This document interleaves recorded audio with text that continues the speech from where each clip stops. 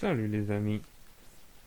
Oh, si vous saviez comme j'aurais voulu poster cette vidéo plus tôt, mais malheureusement des événements ne m'ont pas permis de le faire. Bon, assez parlé, nous sommes là pour la suite, n'est-ce pas? Alors, la dernière fois je vous avais laissé avec Itachi qui dit au revoir à Izumi et qui est parti pour son combat final contre son frère. Alors, nous allons reprendre, ou plutôt continuer. Izumi passa du temps à s'occuper de sa fille. Elle savait qu'elle ne devait pas montrer le moindre signe de tristesse pour ne pas l'inquiéter, car même si Mikoto n'avait que 2 ans, elle aurait remarqué si sa mère était triste. Elle continua de s'occuper d'elle, mais pendant un moment, disons assez longtemps pour penser que le combat entre Itachi et Sasuke serait terminé. Car oui, elle comptait rejoindre Itachi, bien évidemment pas pour essayer de l'en empêcher, mais pour aller récupérer son corps afin de l'enterrer dignement. Alors, après un certain temps, Izumi confia Mikoto à une amie et partit pour le champ de bataille, là où Sasuke et Itachi eurent leur dernier combat. Alors elle arriva dans les environs. Elle put apercevoir les flammes noires et se fraya un chemin pour arriver là où Itachi était mort.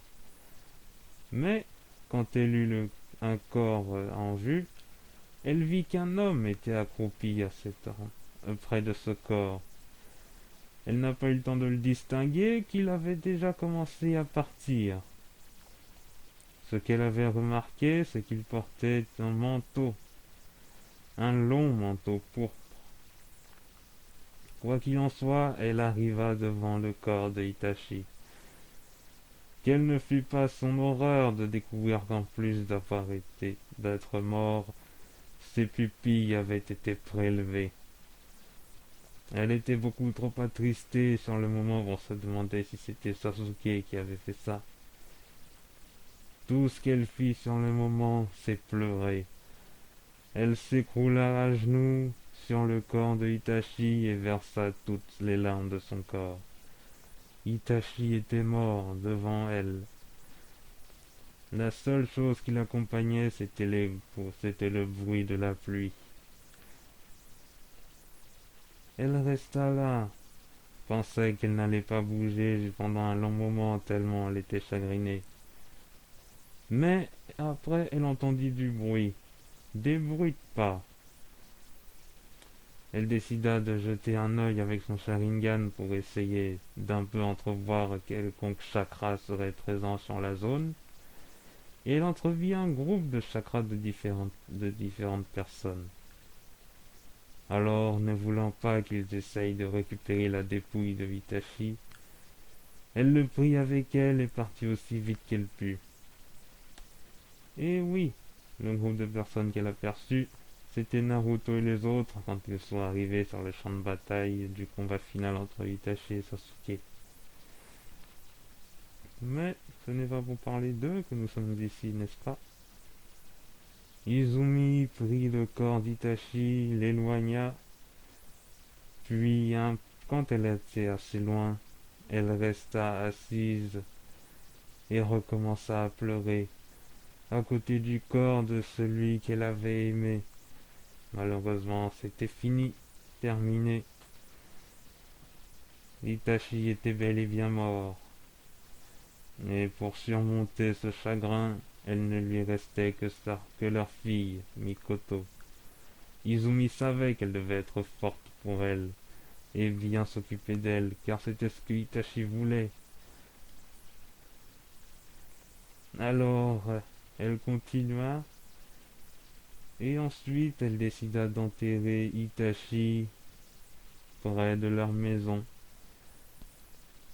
Elle mit uniquement une pierre en guise de pierre tombale, pour ne pas que sa fille se pose de questions pour ne pas que sa fille se pose de questions en grandissant. Car oui, si elle avait mis un amas de pierres dans le jardin, sa fille se serait demandé si c'était quelque chose de particulier. Alors, juste une pierre, sans rien graver dessus, servit de pierre tombale à la tombe de Itachi. Elle resta là, devant elle, devant la tombe de Itachi, continua de pleurer, puis s'arrêta, mais resta assise devant elle jusqu'au crépuscule. Puis elle se décida que s'il était assez tard et qu'elle devait récupérer Mikoto. Alors, après avoir séché ses larmes, et reprit du baume au cœur pour être forte pour sa fille, elle repartit la chercher. Et ensuite, elle la récupéra, et sa vie pouvait recommencer. Une vie de mère célibataire. Mais qu'importe, Itachi était son seul amour, et il le restera jusqu'à la fin de sa vie. La fin de la vie d'Izumi, hein. Bon, maintenant, reprenons. Ou plutôt, il va y avoir un léger bond dans le temps. Alors, rien de vraiment intéressant ne va se passer pendant un certain temps. Izumi vivra une vie normale, continuera à travailler, à s'occuper de sa fille. Il y a autre chose qui va se passer, mais je le garde pour un peu plus tard, vous allez comprendre. Le temps passa, et parallèlement à ça, dans le monde ninja, il y a eu le conseil des 5 Kage, Sasuke qui a fait du zèle, et la déclaration de la 4e grande guerre ninja par Obito. Tous ces événements, évidemment, passèrent, mais même si Izumi n'habitait pas dans une grande nation ninja, le fait qu'il y eut qu'une 4e grande guerre était en préparation, avec une alliance des 5 grandes nations, ça ne passa pas inaperçu et l'information tomba aux oreilles d'Izumi. Elle était serveuse, si vous vous en rappelez, et c'est pendant son service qu'il entendit des ninjas parler de cette guerre qui était en préparation. À ces mots, elle eut un flash en se demandant si elle ne devait pas intervenir, car après tout, si Itachi avait vécu comme il l'a fait, c'était en protection du village. Mais elle se souvint qu'elle ne fait plus partie de Konoha désormais. Elle a une vie. Elle a eu une vie avec Itachi, et maintenant elle vit pour sa fille, qui est la personne la plus importante pour elle. Cette guerre ne la concerne pas, même si elle met en scène une alliance des 5 grandes nations ninja. La guerre eut lieu, et maintenant nous allons venir au moment où Itachi et Nagato ont affronté Naruto et Killer Bee, puis que Itachi utilisa l'œil de Shisui qu'il avait donné à Naruto. Ah, bon sang, lui faire avaler un corbeau, sacré Itachi. Et maintenant nous sommes au moment où Nagato a été scellé par l'épée de Totsuka, et que Itachi se mit en quête de arrêter la réincarnation des âmes. Alors, peu avant qu'il ne rencontre Sasuke sur son chemin, il eut un flash. Il se demanda ce qu'Izumi avait pu devenir.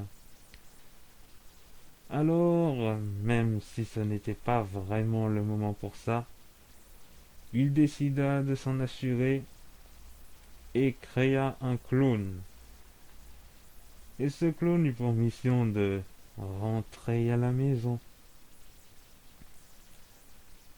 Alors, c'est ce qu'il fit. Vous vous souvenez, je vous avais dit que Itachi avait le Susanoo ultime de son vivant. Maintenant qu'il est mort, c'est plus facile de l'utiliser. Et c'est ce qu'il fit pour aller rentrer chez lui. Oui, sa maison avec Izumi. Alors, bien sûr, il appréhenda un peu de le faire. Mais il devait le reconnaître. Son amour pour Izumi était tel qu'il ne voulait pas, ne serait-ce que ne pas tenter de la revoir.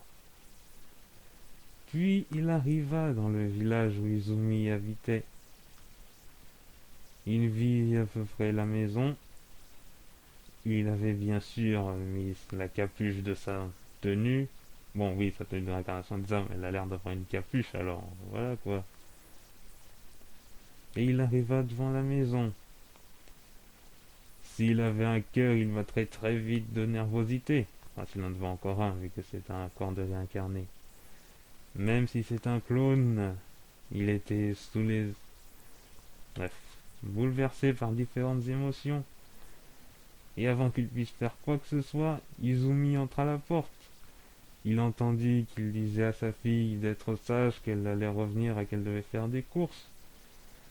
Et en ouvrant la porte, Izumi le vit. Sur le moment, elle ne voulait pas le croire, mais apparemment, c'était bien lui. Tous les deux restèrent silencieux uniquement quelques secondes avant que Izumi se jette dans ses bras et lui demanda si c'était bien lui. Par quel miracle était-il ici?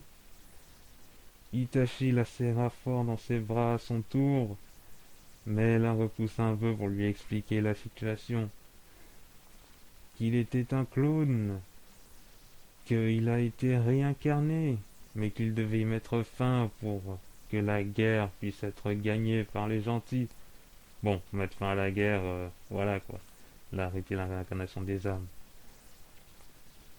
Puis, pendant cette explication, Izumi regarda un peu Itachi et comprit que c'était vrai son histoire. Le fait que le blanc de ses yeux était noir désormais, que son visage était un peu craquelé. Alors, devant ce Itachi mort, elle était un peu attristée, mais assez heureuse de le revoir, même si ce n'est qu'un clone. Quand ce clone disparaîtra, toute la mémoire de cet événement reviendra dans le vrai Itachi, et elle était heureuse. Mais Izumi lui dit de trouver quelque chose pour se bander les yeux. Itachi ne comprit pas, mais Izumi lui expliqua ensuite. Elle ne voulait pas qu'il entre. S'il était arrivé un autre jour, elle aurait dit que sa fille ne devait pas le voir. Mais il se fut un pur hasard, mais Itachi arriva le jour de l'anniversaire de sa fille. Alors, quand Izumi lui rappela quel jour ils étaient, il se demanda si c'était pas un coup du destin pour, disons, lui donner encore une fois un bon moment à passer avant de retourner dans l'au-delà. Bien sûr, il savait qu'il n'aurait pas beaucoup de temps et qu'il devrait peut-être faire vite. Bon, pour vous parler justement de ce temps, souvenez-vous que dans les épisodes de Shippuden, quand Nagato est scellé, il faisait encore un peu jour. On était peut-être proche du crépuscule, mais ce n'était pas encore le crépuscule. Et que lorsque la réincarnation des âmes s'est arrêtée, il faisait nuit. Alors je pense qu'on a une bonne, disons, partie de la journée devant nous avant que Itachi ne disparaisse. Enfin que son clone ne disparaisse. Alors ensuite, Itachi demanda à Izumi s'il pouvait l'aider à faire les courses pour l'anniversaire de leur fille. Alors Izumi acquiesça. Mais avant, Itachi devait se... Bon. Il garda le bandeau prévu pour ses yeux, mais pendant la marche dans la ville, ou plutôt dans le village, il ne le mit pas, disons, pour ne pas, disons, paraître un peu trop étrange. Alors ils continuèrent de marcher, et ensuite elle demanda à Izumi comment est-ce que ça s'était passé dans son dernier combat. Alors Itachi lui dit que ça s'était passé à peu près comme il l'avait souhaité, même si Sasuke avait, disons, été venu sans posséder le Mangekyo Sharingan. Mais il était assez satisfait de ça. Il était satisfait que Sasuke n'avait pas totalement sombré dans les ténèbres en éliminant son meilleur ami. Mais malheureusement, il avait appris que Sasuke avait mal tourné, qu'il avait décidé de le venger en apprenant la vérité. À ces mots, Izumi fut choquée car elle savait que Itachi avait tout fait pour cacher l'horrible vérité sur le massacre des Uchiwa. Mais elle lui dit de ne plus y penser, que pour le moment, il est là pour passer une fête d'anniversaire avec sa famille, fêter le troisième anniversaire de leur fille. Alors ensuite, Itachi posa sa main sur l'épaule d'Izumi pour lui dire qu'elle avait raison. Ils achetèrent le nécessaire, puis, arrivés devant leur maison, Itachi se banda les yeux et Izumi entra en première. Alors Mikoto arriva en courant en disant «Maman, maman!» Et ensuite, Izumi l'a pris dans ses bras et lui dit tout simplement «Regarde qui est rentré!» Ensuite, Mikoto vit Itachi.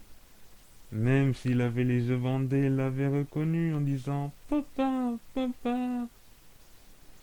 Et oui, Itachi l'a pris dans ses bras et lui dit qu'il était revenu spécialement pour son anniversaire. Et la petite Mikoto était ravie. Son père, qu'elle n'avait plus vu depuis si longtemps, était finalement là.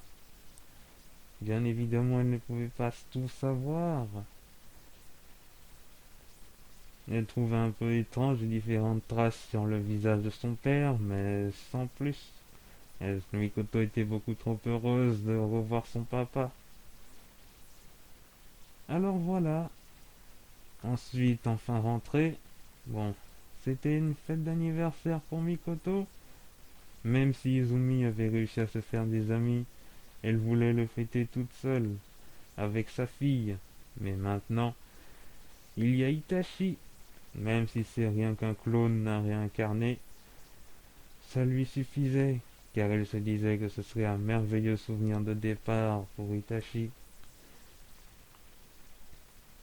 Alors ensuite, pendant les préparatifs, Itachi dit à Izumi qu'il était désolé. Il savait que sa mort lui ferait beaucoup de peine, et que Izumi aurait mille fois préféré qu'Itachi reste avec elle jusqu'au bout.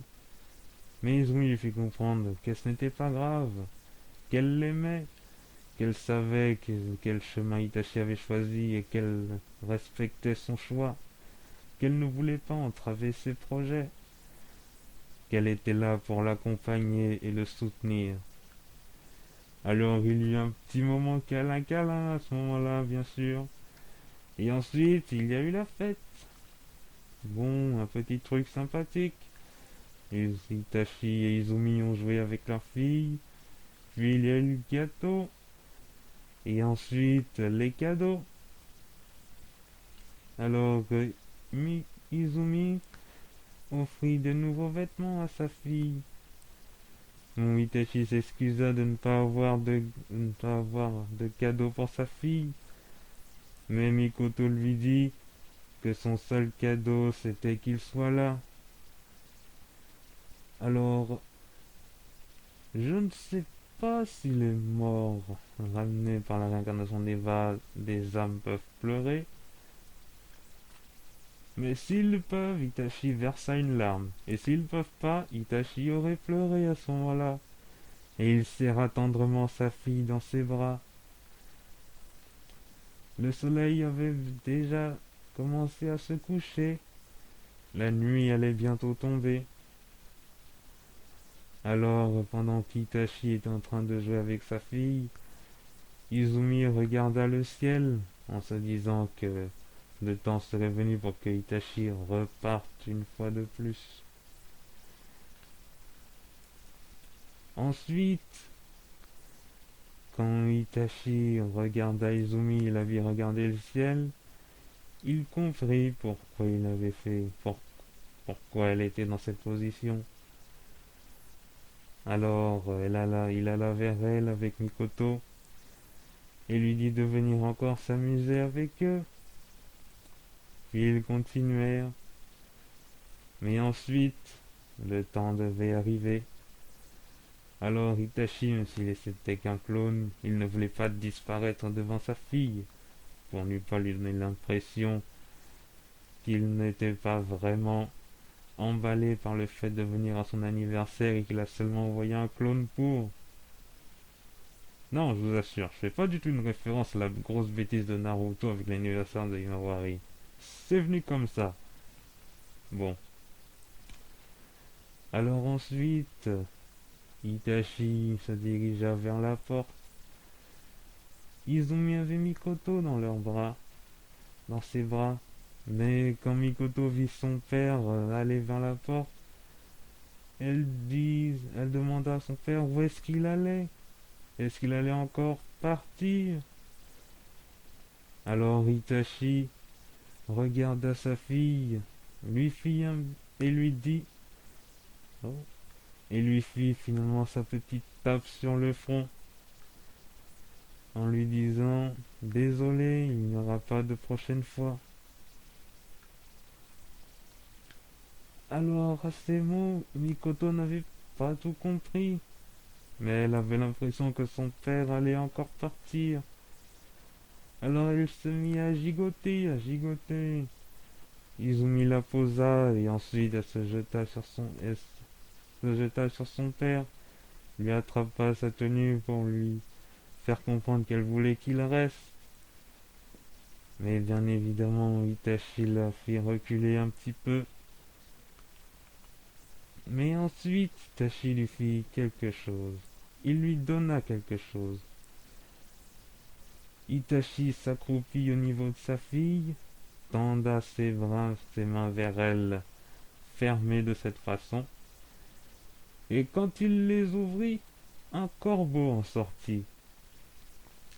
Et il dit à Mikoto de veiller sur cet oiseau, qu'il est très important pour lui, et que comme ça, il sera toujours avec elle. Mikoto n'avait pas tout compris, mais elle était émerveillée par cette espèce de tour de magie que son père lui avait fait. Alors ensuite, l'oiseau s'envola un peu dans la maison et Mikoto le poursuivit. Alors après, Itachi put sortir, mais Izumi le suivit. Et devant la porte, ils étaient là tous les deux. Avant que le clone décide à disparaître, Izumi lui dit de ne jamais oublier son amour envers lui. Ensuite, le clone se retourna vers elle pour lui dire qu'il n'a jamais oublié et qu'il n'oubliera jamais. Et le clone disparut.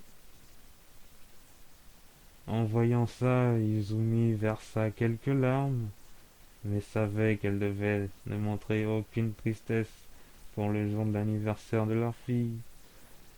Ensuite, quand elle rentra, elle vit que le corbeau s'était posé sur une table et que Mikoto le regardait fixement, l'air tout enthousiaste. Puis elle se dit que tant que ce corbeau était là, c'est que Itachi était encore vivant, que la réincarnation des âmes n'avait pas encore été brisée. Alors, le clone d'Itachi a bien disparu, il faudrait que je le place à un moment, disons, précis. On va dire que c'est que le clone a disparu pile, on va dire, disons, quelques instants après qu'Itachi ait plongé Kabuto dans l'Izanami. Oui, on va dire ça. Alors voilà. Bon, ensuite, le moment qui devait arriver arriva. La réincarnation des âmes fut brisée. Itachi alla voir Sasuke, comme dans la série, pour lui dire que quoi qu'il fasse, il l'aimera toujours. Et aussi, avec en plus le fait que Itachi lui ait montré sa vie pour, disons, lui expliquer son choix d'avoir choisi le clan au lieu du village. Oh, j'ai dit le contraire. Que Itachi, en fait, oui, a montré à Sasuke pourquoi est-ce qu'il avait choisi le village au lieu du clan. Voilà. Ensuite, Mikoto, du côté de Mikoto et Izumi, Mikoto était un peu somnolente, elle avait joué toute la journée, elle avait passé encore un très bon anniversaire car son père était là. Oh tiens, c'est vrai que j'aurais peut-être pensé à... Non, continuons. Elle s'était presque endormie, mais peu de temps avant qu'elle ferme les yeux pour sombrer dans les bras de Morphée, elle regarda le corbeau, mais elle le vit disparaître. Puis, elle s'endormit. En prenant sa fille dans ses bras pour l'emmener dans son lit, Izumi se mit à pleurer, car elle savait que ce corbeau qui disparaît était le symbole qu'Itachi était retourné dans l'au-delà. Cette fois, il ne reviendrait plus, mais elle a apprécié que le destin lui a permis de revenir le jour de l'anniversaire de leur fille. Izumi alla coucher Mikoto dans sa chambre, puis Izumi alla dans la sienne, ouvrit la fenêtre et regarda le ciel étoilé. Elle pensa à Itachi, qu'il était maintenant parti totalement en paix, et que maintenant Izumi devait continuer sa vie et à s'occuper de leur fille. Mais il y a autre chose. Izumi ne l'avait pas dit à Itachi, mais elle attendait un autre enfant. Enfin, oui, Izumi était encore enceinte, et elle attendait encore un enfant de Itachi. Je vous l'avais dit dans la dernière partie, que la nuit avant le départ d'Itachi, ils l'ont fait encore une fois. Et suite à ça, Izumi était de nouveau tombée enceinte. Et bon, son ventre n'était pas encore assez gros, évidemment, pour que Itachi s'en rende compte. Mais Izumi ne voulait pas le dire à Itachi. Elle pensait que si elle lui avait dit, ça l'aurait fait douter, qu'il aurait peut-être envisagé de trouver n'importe quel moyen pour rester. Mais ce n'est pas ce que Izumi voulait, vouloir essayer de contraindre Itachi. Non, elle l'avait dit qu'elle le soutenait dans ses choix. Alors elle garda le silence sur son autre grossesse, sur leur deuxième enfant. Elle aurait pourtant voulu lui demander si il avait encore un nom à donner à cet enfant. Mais elle devra le nommer elle-même et s'occuper de lui et de leur fille. Maintenant, elle n'est plus qu'elle et Mikoto, et bientôt un autre enfant. Elle ne savait pas encore si elle allait revenir à Konoha après la guerre, mais elle décida qu'elle avait tout son temps, de prendre son temps, afin de savoir si Konoha allait pouvoir accepter de rencontrer d'autres Uchiwa, alors qu'il y a eu le massacre. Bon, le temps passa, et évidemment, les arcanes lunaires infinis. Oui, ça les frappa, Mikoto et Izumi. Alors, suite, comme je vous l'ai dit, Izumi était en train de regarder le ciel. Elle resta à le contempler assez longtemps pour malheureusement voir la lumière des arcanes lunaires infinis. Mikoto aussi les avait vus, car elle s'était réveillée. Elle s'était un peu endormie assez tôt, et se réveilla en allant chercher sa mère, et elle vit cette lumière. Toutes les deux furent prises dans les arcanes lunaires infinis, dans ces drôles de cocons qui vous plongent dans un drôle de rêve. Alors voici quel était le rêve de Izumi. Elle était là, à vivre avec Itachi, dans le clan des... voilà, dans le quartier des Uchiwa avec sa famille. Sauf que, au départ, ce n'était qu'elle et Itachi, car ils allaient pouvoir se marier en toute... avoir une cérémonie de mariage. Là, c'était Izumi qui avança vers l'hôtel vers Itachi où ils allaient s'échanger leurs vœux et chacun se dire oui. Ensuite, le baiser, embrasser la mariée, puis la naissance de Mikoto, l'anniversaire qu'elle passerait avec sa famille, avec la famille d'Itachi et la famille d'Izumi, et ensuite la naissance de leur deuxième enfant. Voilà quel était le rêve d'Izumi. Vivre avec sa famille et Itachi et aussi leurs deux enfants. Bon, je l'avoue, j'ai pas encore réfléchi sur le prénom du deuxième. Alors, je vous laisse y réfléchir.